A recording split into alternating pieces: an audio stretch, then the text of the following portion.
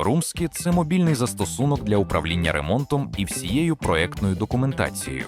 У системі фіксуються всі рішення і погодження, матеріали, креслення, технічні зміни із датами та коментарями. Застосунок зберігає актуальні версії планів і показує, хто відповідає за кожен етап – дизайнер, прораб чи технічний спеціаліст. Усі документи, специфікації та історія змін знаходяться в одному місці. Хід робіт контролюється через фото та відеозвіти, а також статуси етапів.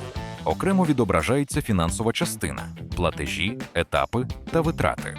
Це дозволяє централізовано керувати ремонтом без втрати інформації і помилок у комунікації.